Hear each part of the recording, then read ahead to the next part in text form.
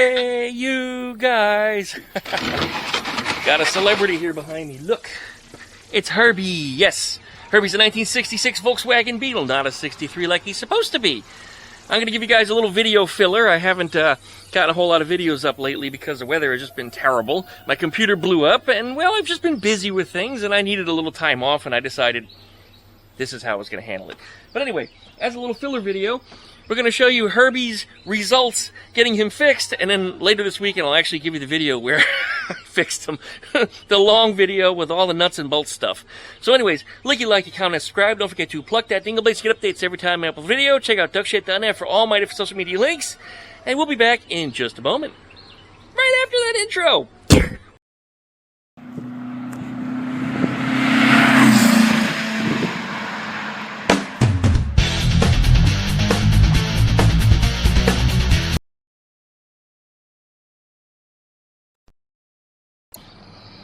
Alright, once again, there's Herbie, and there's not me. Somebody got themselves pulled over in my neighborhood.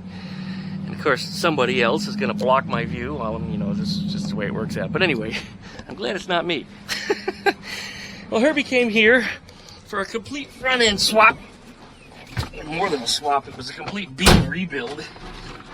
From whatever parts were left on the old beam that were any good, as well as a bunch of replacement parts we ordered up. A few parts that I had to scavenge from other things that I had. And then we got the thing rebuilt with new brakes because the old drums, the studs were pulling out of them. Herbie was just a disaster.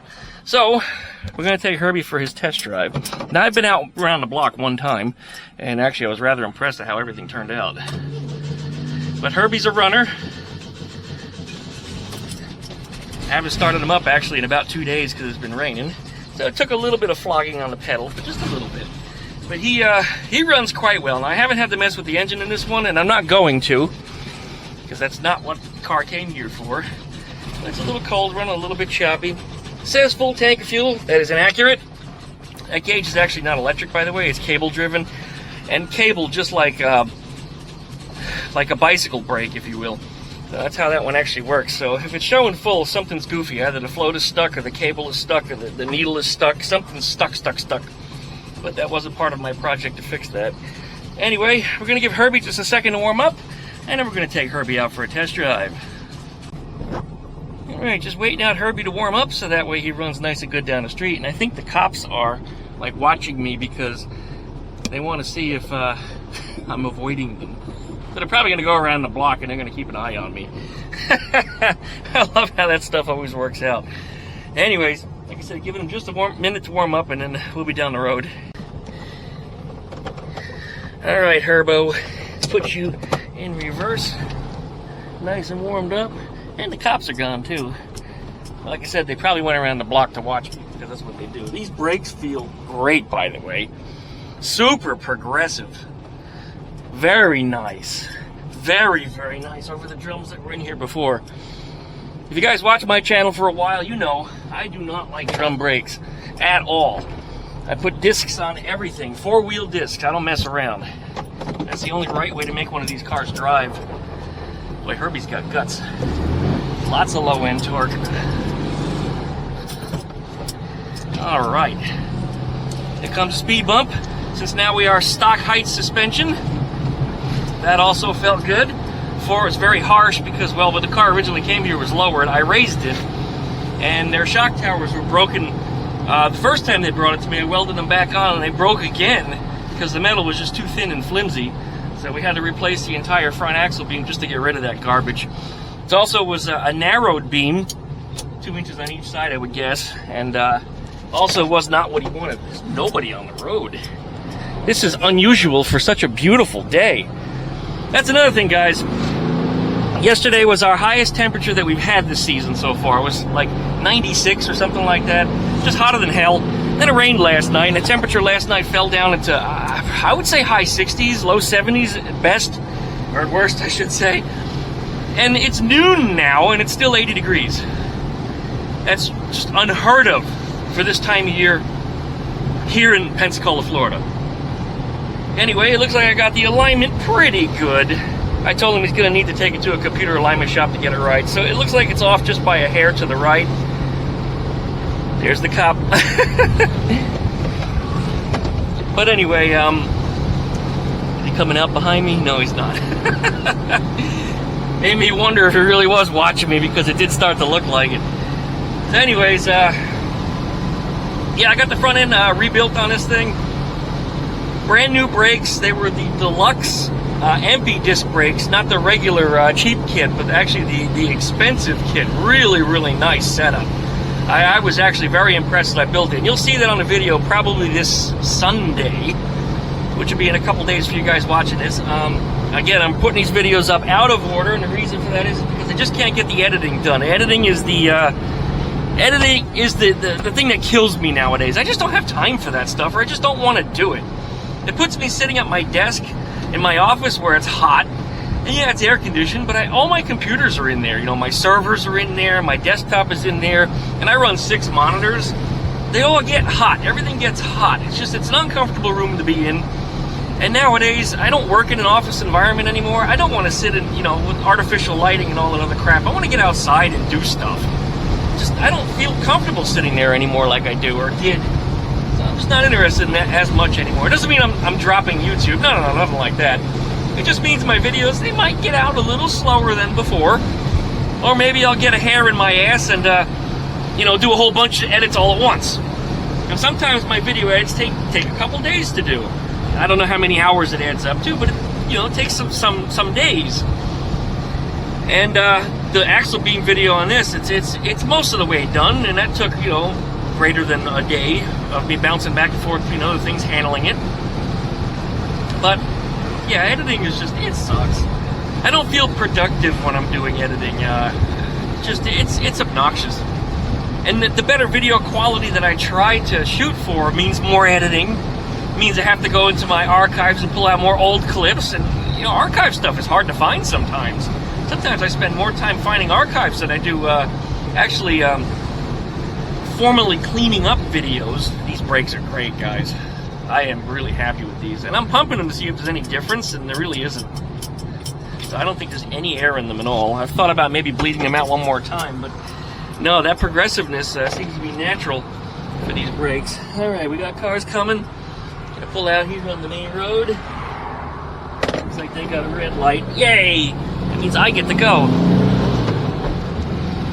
Sorry, driving stick shift and holding a camera at the same time is a little bit difficult. But yeah, he's running and driving good here. You know, Herbie's got a dash cam. Wonder if I could have used that. See, the microphone is there. I'll have to ask the owner and see what kind of videos he makes. He must be doing something interesting. I didn't realize any of that was there because I don't spend a whole lot of time in the car. I was underneath it the whole time. But no, Herbie is definitely a driver. Herbie just feels good. This feels great to drive. I'm really happy with this. And I haven't even done an alignment. Like I said, it was just a basic alignment as best as I knew that I could do for it. Here we go, 4th gear. Herbie's just kind of purring along. It says 50, but I don't think I'm going quite that fast. It feels more like 45. It's over 50 even, so that speedometer is definitely not accurate. In fact, I'm holding up traffic behind me. I can see him in the mirror. But no, this feels great. Steering is nice and tight. I don't feel any loose ball joints or tie rod ends or anything like that. This is good. He did say there was some noise he heard in the bearings, but I don't think it was bearings. I think his problems that he had on here was the actual brakes. Because the wheel studs were too long for the drums. So not only were the threads pulling out and just stripping themselves through the drums, but in addition to that, they were going in too far, and they were catching the brake pads. It was catching the wheel cylinders, and I mean, it was just tearing everything to shreds inside of there. Now, I fixed that the last time I had this thing apart, but the owner has since changed back to stock rims, so when he started taking things back apart, the studs came out, and then when he wound them back in, he wound them in too deep.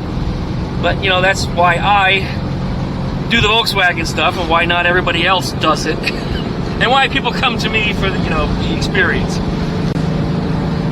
A lot of folks do ask, hey, Duckman, how long have you been doing the Volkswagen thing? Well, I've been working on Volkswagens since 96, so I have almost 30 years.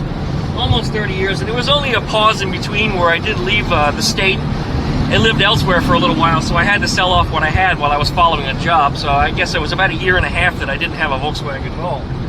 In that time frame, though, I was working on motorcycles and mopeds, and I've been doing motorcycle moped stuff since the early 90s, and lawnmowers and, you know, fixing anything with a small engine. So I guess you could say I have 30 years Volkswagen experience. But it is funny when people do come up to me because they think I'm a lot younger than I actually am. And I mean, you know, I'll be 50 in a couple of years. I'm not exactly a youngster anymore. I mean, my whole head has turned white just in the last year or so. I've gotten a lot more white hair than I had.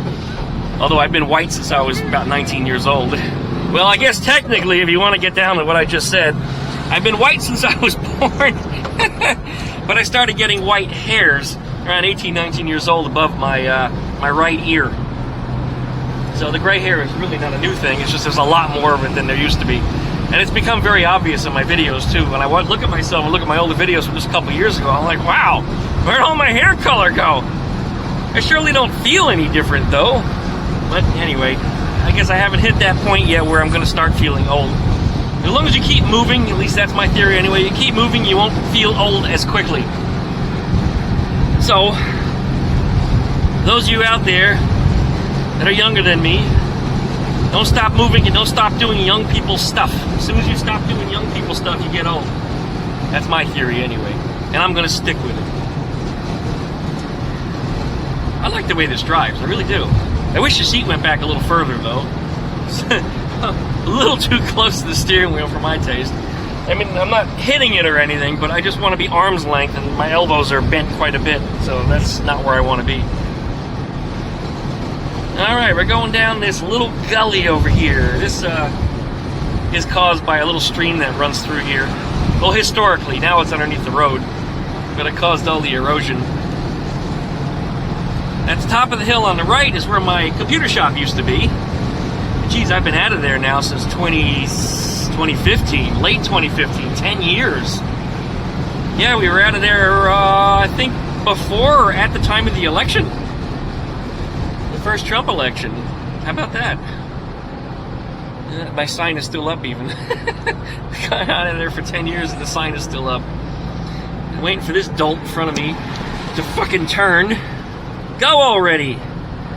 Lollygagger. Coming up here on Wild Bill's house. Usually it's pretty obvious. You got all the Volkswagens out front, you can't miss them. There he was. He actually waved at us. That was awesome. Good timing. Anyways, I'm overjoyed with the way this thing is running and driving. Those brakes, man, they feel good. Wow. Very different than my fastback. My fastback has four-wheel discs, but the fastback brake pedal is not as progressive. It's kind of stiff. It's like stepping on board. And they work very well, but I mean, you push hard and boy, you lock up all four wheels real easily. This has a much more progressive feel to it. And it might be because the wheel cylinders in the front on the front calipers are so much bigger. What that means is it requires more travel in the brake pedal. Now, there are ways to fix that, and one of the ways is to get a bigger master cylinder. But putting in a bigger master cylinder means you then have less leverage on the brakes. That means you'll get a shorter travel, but now you have to push harder to make the brakes work. Another way to get the pedal a little higher, it probably won't change the progressiveness of it, is to put a residual pressure valve in the line. You can do that in the front too. Typically it's recommended in the back. But if you want a really, really high pedal that starts working immediately as you press it, yeah, you can put the residual valve in the front too. And on Eleanor, actually, I have front and rear residual pressure valves.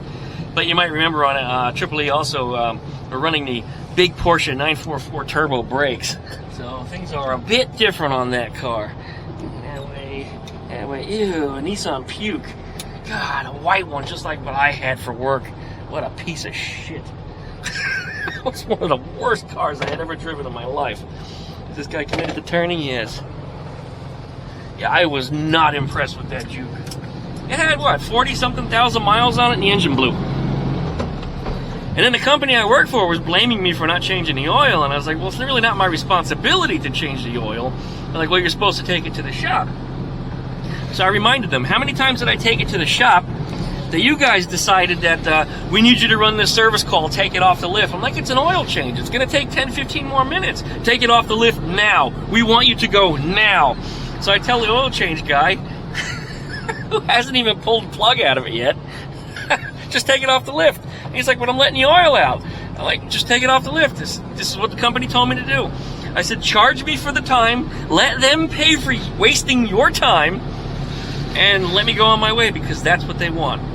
Anyway, the guy was so nice and so cool about things. He took it off the lift and didn't charge him at all. I'm like, no. You need to bill these people. Bill them. Anyway, there were numerous times that it needed oil, and because I couldn't get the oil changed due to timing and everything else that they wanted me to do, that I just stopped at like Walmart or something and just buy some oil, and I would top it off myself. And I showed the receipts to that in between, where I couldn't get the oil changed because it wouldn't let me, and I was still making an effort to maintain the car that wasn't mine, paying for oil that I didn't get reimbursed for a piece of shit car that blew up at 40,000 miles. And what's funny is the dealership said the engine seized. I'm like, I drove it there. How's the engine seized if I drove it there? Yeah, it was making all kinds of weird rattling and banging sounds, but I drove it there. The engine's not seized. Anyway, they totaled the car out, and I looked up to see what it was worth and how much they got for it, and needless to say, they lost their asses on that car. But I told them not to get it, but the stupid CTO of the company, technology officer, is the one that recommended those cars to everybody. What a dumbass. I had my run around with him too, based on computers and technology and other things related to that, but the cars, being that it was a technology for the company, he's the one that chose them. It was his failure. For some reason, the idiot's still working there. And then, of course, they went and they fired me and replaced me with a subcontractor instead. And actually, they fired the whole state.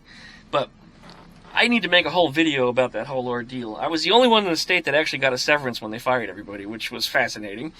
And the management that called me to fire me was like, how did you manage to get that but nobody else does? I said, the answer is here. I've always provided for this job. I've always made this job work. Anytime somebody needed me to do something, I always leapt to it. However, every time that you wanted me to do something that was illegal, dangerous, immoral, or just something just wasn't right, I took pictures. And I sent it to the owner of the company, and I sent it to the management of the company, and everybody knows that I have evidence as to what I was forced to do for this company. So I've got an awful lot of dirt. So what I'm being paid for is to keep quiet. And I said, I'll accept the money, and I'll also accept to go away. And I was laughing about it. He's like, why are you so happy? He says, everybody else I had to call this morning has been upset. I said, because I don't need the job. I said, I have a successful YouTube. I got other things going on in my life. I don't need this. I don't. And I've been saying that all along. The only reason I worked for this company is because the president of the company wanted me to work for them. He knew me through somebody else and knew I was good. So he asked me to work for the company.